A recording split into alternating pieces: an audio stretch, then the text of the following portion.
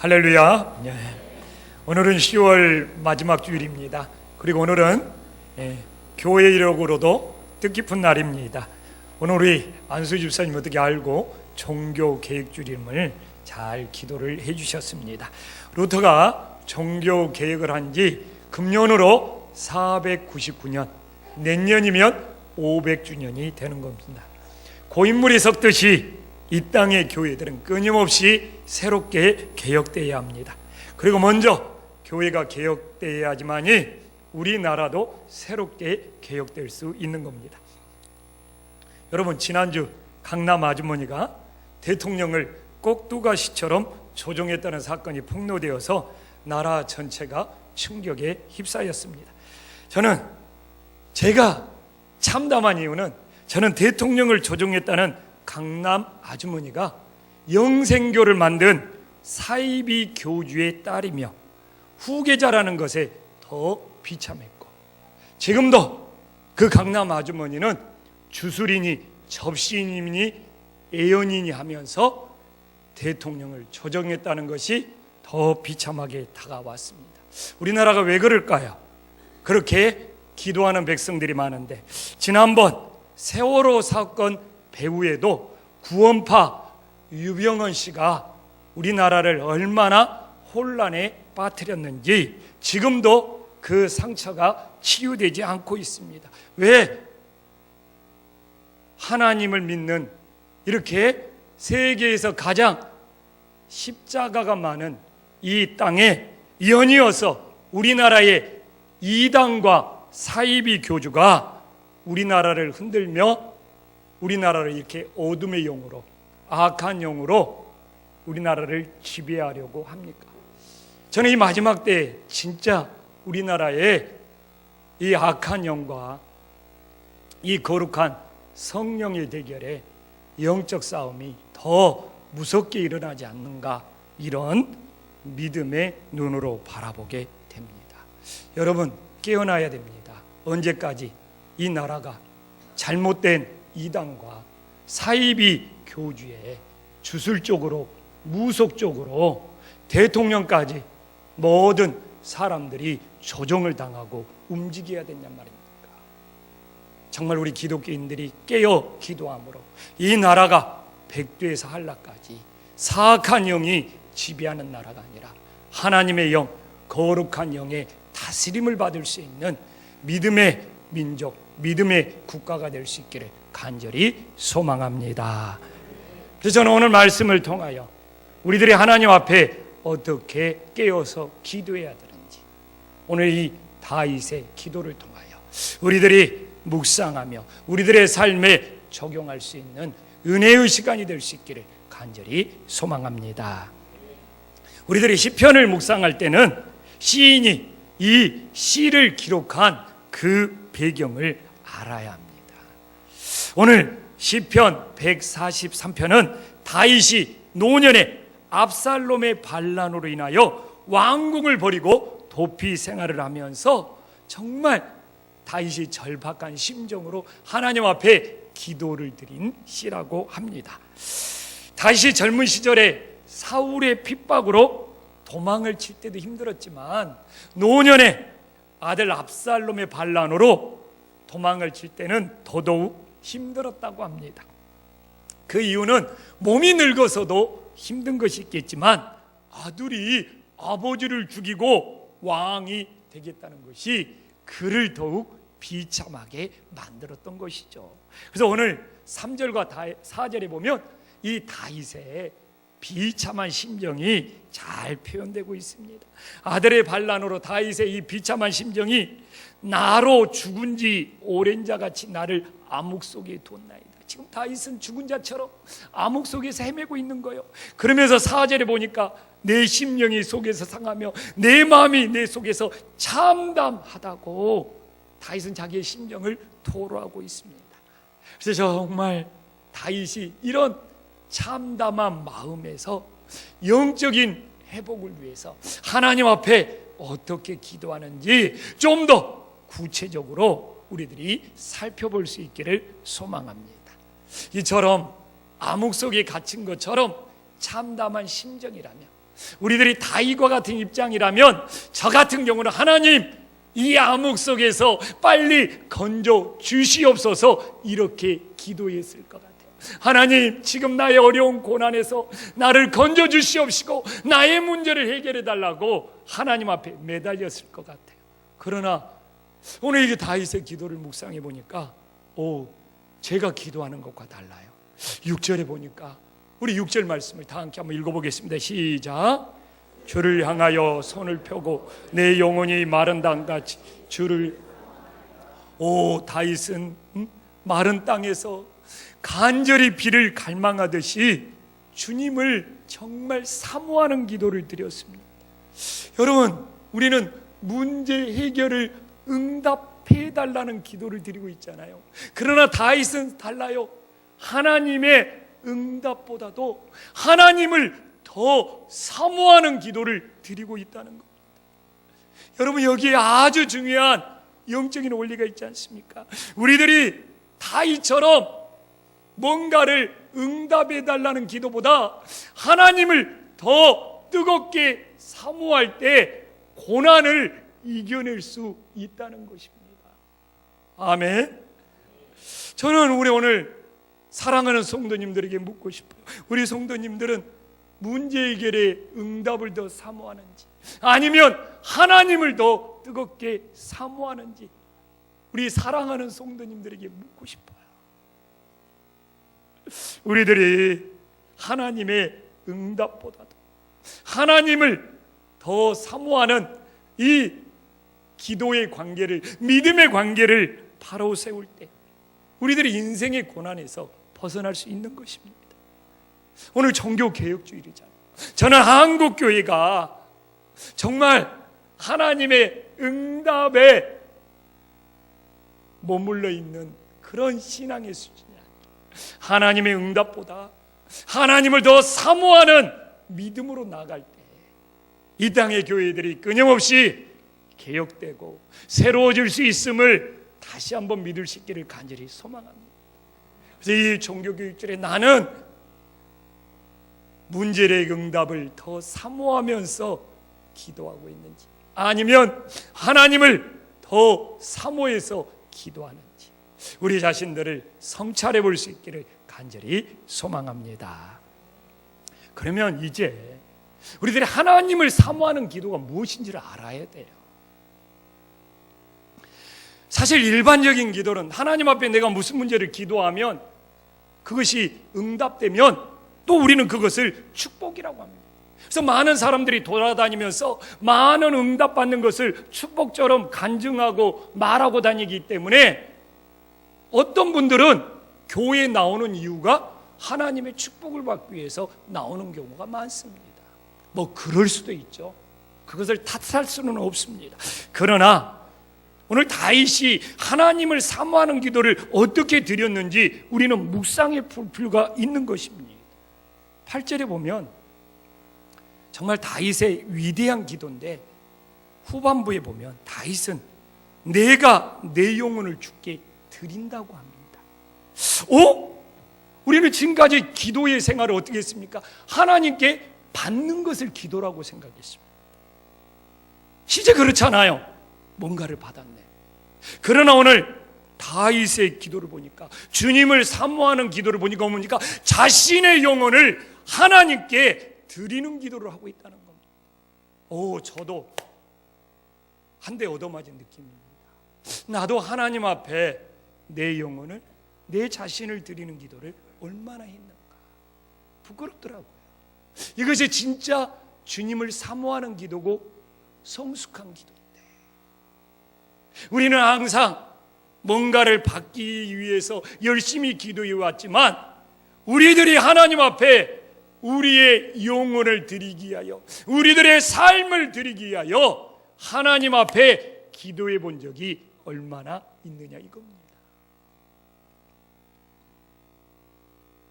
진짜 주님과의 깊은 관계는 하나님 앞에 뭔가를 받기 위해 기도하는 것도 중요하지만 내 자신을 주님 앞에 드리기 위해서 기도하는 것이 진짜 성숙한 믿음이 될 수 있음을 깨달으시기를 간절히 소망합니다.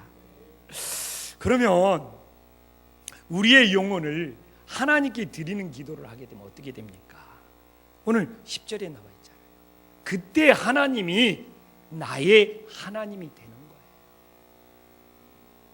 많은 사람들이 나의 하나님 고백하고 있지만 우리가 부르는 주님이 진짜 나의 하나님이 되기 위해서는 내 자신을, 내 영혼을 하나님께 드릴 때 그 하나님이 나의 하나님으로 고백되어질 수 있다는 겁니다. 또 많은 사람들이 나의 하나님을 고백하지만 오늘 10절에 나와 있잖아요. 진짜 하나님의 가르침을 받고 있습니까? 신앙이 모순이 많아요. 하나님의 가르침을 받아야지만이 그 하나님이 나의 하나님이 될 수 있고, 또 하나님의 가르침이 있어야지 뭡니까? 주의 뜻을 행할 수가 있는 거예요. 저는 가끔 막 연예인들이 막 TV에 나와서 무슨 상을 받을 때 상 한번 받는다고 하나님께 영광 돌립니다 그러면 막 기독교인들이 감동하고 탐복하고 막 그것을 인용해요. 그러나 그것도 가볍다고 생각을 합니다. 그러다가 얼마 지나면 연예인이 뭐 성 스캔들이 일어나고 무슨 뭐 마약 스캔들이 일어나고 엉뚱한 일들이 뻥뻥 쳐요. 중요한 것은 주님의 뜻을 행하는 것이 중요하거든요. 근데 연예인들이 나와서 무슨 상 받을 때 말 한마디 했다고 막 그것을 간증처럼 막 떠들고 그런 사람 교회로 모시고, 그러다가 얼마 안 가서 그 사람들의 뭔가 사생활의 문제가 뻥 터져가지고 하나님 영광 가리고 교회 욕먹고 이런 일이 끊임없이 반복되고 있는 거예요. 우리가 이 종교교육줄에 진짜 신앙에 중요한 것은 말 한마디로 무슨 사람들을 뭐 사로잡고 오는 것이 아니라 주님의 뜻을 행하면서 사는 것이 정말 하나님을 따르는 믿음의 길이지 않습니까? 그래서 누가 그냥 말 한마디, 그냥 어떤 연예인이 누가 그냥 뭐 상 받으면서 뭐 한마디 했다고 그의 삶이 주님의 뜻을 행하는지가 이 시대 하나님의 관심이 되지 않겠습니까? 최근에 집에서 나온 청소년과 대화를 나눈 적이 있습니다. 그 집에서 나온 청소년이 다행히 교회 창문을 어떻게 그냥 삐집고 들어와서 교회 기도실에서 며칠간 잠을 잤어요. 어떻게 이놈들이 창문을 따고 넘어와서 교회 기도실에서 잠을 잤을까? 화가 나야 되는데 오히려 다행이다, 오히려 감사하다, 이런 마음이 들었어요. 혹시 합니까? 기도실에 잠을 자다가 성령님이 나타나서 그들을 변화시킬지. 그렇지만 교육 차원에서 그냥 다행이고 감사했지만 모른 채 할 수가 없어서 불러다가 그 김에 좀 대화도 나누고 좀 이렇게 교회에 좀 나가려고. 그래 한참 대화를 나누다가 야, 부모가 너에게 어떻게 해주면 좋겠니? 그러니까 고민도 없어요, 주저함도 없어요. 우리 엄마가요, 간섭하지 말고 용돈만 많이 주면 좋겠어요. 공감이 팍 되더라고요. 나도 그런 적이 있었는가. 그 대답이 청소년의 전부는 아니었겠죠. 그리고 그 대답을 들으면서 저도 자녀를 키우고 있는 부모라 도대체 부모의 역할이 무엇일까 잠시 고민이 드는 거죠. 그리고 아직 철이 없어서 그런 거지, 또 그가 자라나다 보면 부모의 마음도 알고 하나님의 마음도 알 수 있는 그런 날들이 오겠죠. 근데 신앙에서도 이처럼 철이 없는 신앙이 많다는 것이죠. 우리들 하나님께 받을 줄만 알았지 하나님께 가르침을 받고 하나님의 뜻을 행하는 일에 대해서 너무 관심들이 없기 때문에 사실 종교개혁 500주년을 눈앞에 두고 있지만 종교개혁 이후로 교회들이 가장 타락했다는 말을 듣고 있는 거 아닙니까? 그래서 우리들이 영성을 다시 회복하기 위해서는 어떻게 해야 됩니까? 오늘 다윗은 8절에 보면 그런 이야기를 합니다. 아침마다 나로 하여금 주의 인자한 말씀을 듣고 정말 주님의 길로 인도함 받기를 간절히 사모하고 있지 않습니까? 우리가 말 몇 마디로 때우는 신앙이 아니라 정말 우리들이 지금 이 시대가 마지막 때고 어둠의 영이 우리나라를 집어삼키려고 한다고 하는 이 시대에 정말 우리들이 아침마다 주의 인자한 말씀을 사모하여 그렇게 매일매일 듣고 그 주님의 인도함을, 그 주님의 가르침을 받는 일에 마음을 다하고 있느냐 이겁니다.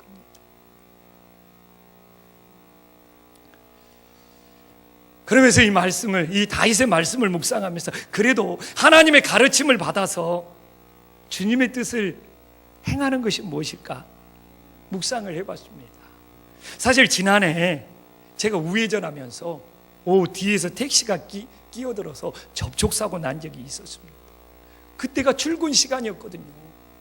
막 출근 시간에 차들이 밀려 나오는데 우회전하다가 접촉사고가 나니까 택시가 딱 그냥 문을 열고 나오면서 막 차들이 막 정체되고 옆에 있는 버스들이 막 창문을 열면서 막 오고 있고, 근데 우리 차는 교회 이름이 붙어 있지 않습니까?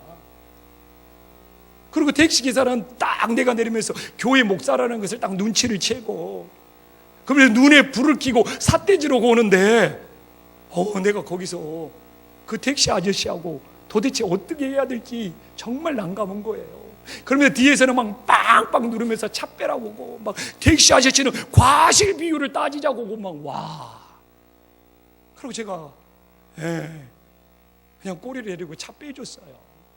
그러니까 택시 기자가 당신이 먼저 잘못했으니까 차를 뺐지 않냐고 하면서, 그래서 지금은 내가 이제 교회 옆에 붙이는 것을 안 새기고 자석으로 딱 붙여놓고, 이제 그런 일 생기면 그냥 자석으로 붙인 교회에 빨리 뜯어다 집어넣어놓고 나도 과실비로 한번 따져보자고 이렇게 내가 단단히 무장하고 블랙박스도 설치해놨어요. 더 이상 안 당하겠다 이렇게. 근데 그 뒤로는 이제 한 번도 그런 일이 안 생기네요. 근데 우리 인생이 모두가 동일해요. 인생에 문제가 생기면요, 누가 더 잘못했느냐 이렇게 과실 비율을 따지면서 살아가더라고요. 자신의 과실보다 상대방의 과실이 더 크다고 하면서 어쩔 수 없다는 식의 변명들을 많이 하지 않습니까? 아이들이 다투는 걸 보면 형제들이 다투는 것보다 잘 나타납니다. 그냥 형이 네가 먼저 잘못했잖아 그러면 그냥 동생도 형도 잘못했잖아 하면서 서로 과실 비율을 떠넘기는 일에 굉장히 목숨을 걸어요. 그러다가 그냥 자기가 과실이 적은데 자기한테 과실 비율이 더 많아지면 막 억울해하고 막 속상해하고 막 눈물을 못 참고. 우리나라 정치도 그렇지 않습니까? 누구도 책임지려고 하지 않고 다른 당에게, 상대방에게 과실만 떠넘기려고 하다 보니까 우리나라가 이렇게 혼란스럽고 우리나라가 경제가 이렇게 어려운 거 아닙니까? 그러나 오늘 본문에 다윗의 기도는 그렇지 않아요. 그의 아들 압살롬이 반란을 일으킨 거 아닙니까? 얼마든지 과실 비율을 따질 수 있어요. 그러면서 자신보다도 압살롬의 죄가 더 크다, 압살롬의 과실을 부각시키면서 드러내야지 자기의 정당성이 증명되는 거 아닙니까? 그러나 저는 다윗의 기도에 감동을 합니다. 2절에 보면, 자 우리 한 목소리 한번 읽어보겠습니다. 시작. 주의 종에게 심판.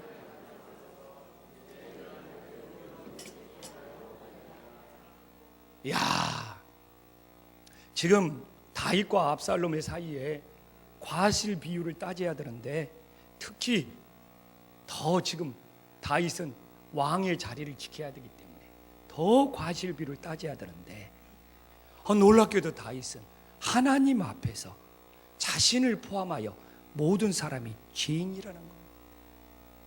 압살롬만 죄인이 아니라 자기 자신도 죄인이라는 겁니다. 근데 이런 고백을 사도 바울도 해요. 유대인들에게 엄청 핍박을 받고 있어요. 그럼 유대인들의 과실 비율을 따져야 되는데, 로마서 3장 23절에 보면 모든 사람이 죄를 범하였으며 하나님의 영광에 이르지 못한다고 합니다. 세상의 법칙과 다르네요. 세상은 어떤 일이 생기면 어떻게 해서든지 과실 비율을 따지면서 조금이나마 자기가 더 낫다고 인정받아야 되고, 자기가 더 낫다고 인정받지 못하면 억울해하고 속상해하고 심지어는 상처받았다고 합니다.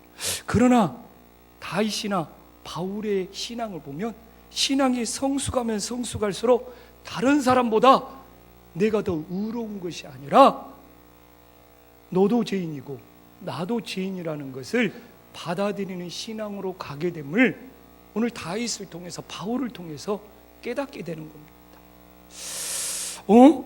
그럼 어떻게 해야지 모든 사람이 죄인이라는 걸 받아들일 수 있을까? 상대방도 죄인이고 나도 죄인이라는 것을 받아들일 수 있을까? 오늘 본문을 묵상해 보니까 다윗이 사람의 눈으로 바라봤으면 압살롬을 비난하면서 자신만 더 의롭다고 끝까지 주장했을 겁니다. 그런데 8절에 보니까 하나님의 눈앞에서요. 하나님의 눈앞에서 2절에 보죠. 2절이죠. 하나님의 눈앞에서 바라봤기 때문에 압살롬보다 더 의로운 것이 아니라 압살롬이 죄인인 것처럼 하나님의 눈에는 자기 자신도 죄인이라는 것을 고백하게 되더라 이겁니다. 여러분, 내가 상대방보다 뭔가 좀 더 낫다고 생각했을 때, 내가 상대방보다 뭔가 좀 더 우월하다고 생각했을 때 상대방을 정죄하고 판단하고 비난하는 겁니다. 저는 그랬어요. 그러나 나도 죄인이고 너도 죄인이고 모두가 죄인이라고 생각했을 때는 거기에 용서의 마음이 생기더라 이겁니다. 실제로 압살롬이 반란을 일으켰는데 사무엘하 18장 12절에 보면 다윗은 후반부에 나와 있잖아요. 압살롬을 살리고 싶었어요. 용서가 압살롬을 살리고 싶었어요.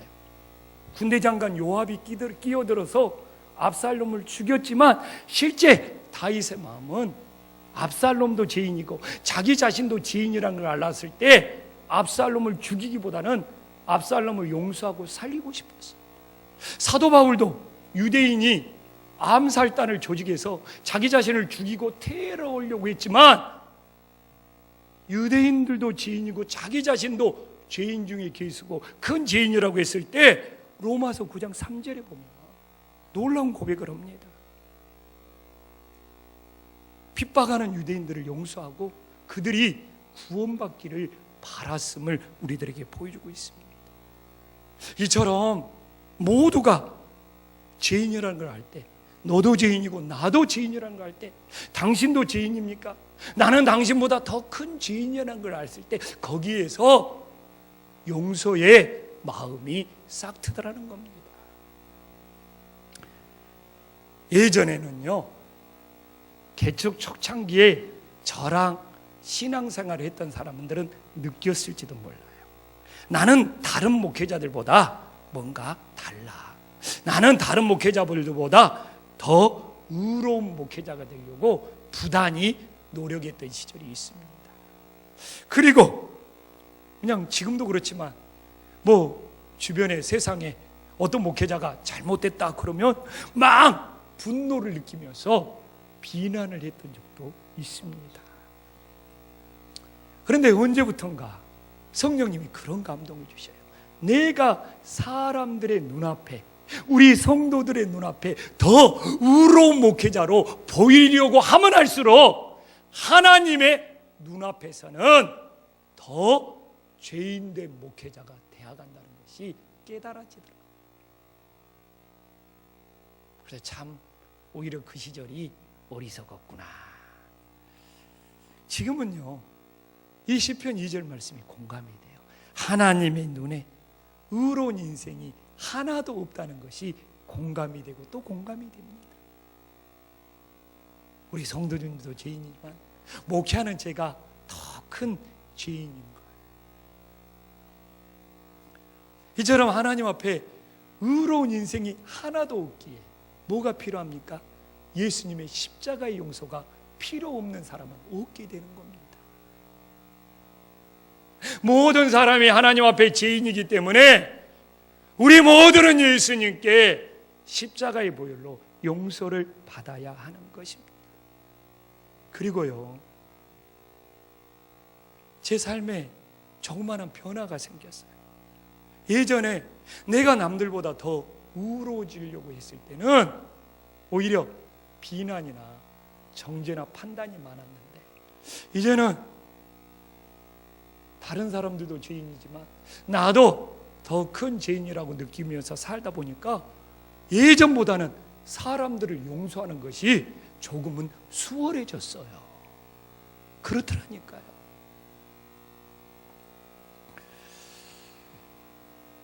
여러분, 중요한 것은 저는 그래요. 이 세상을 변화시키고 교회를 변화시키는 것은 누가 의롭냐, 누가 더 죄인이냐, 이걸 따지기보다는 하나님의 눈앞에 우리 모두가 죄인이라는 것을 알았을 때, 그리고 죄인됨을 깨닫고 진심으로 회개했을 때, 그리고 예수님의 십자가의 용서가 임하고 그 용서가 내 이웃들에게 향할 때, 이 땅의 교회의 회복과 우리 가정의 회복이 있음을 다시 한번 깨달을 수 있기를 간절히 소망합니다. 기도하겠습니다. 이 시간 하나님 앞에 기도하기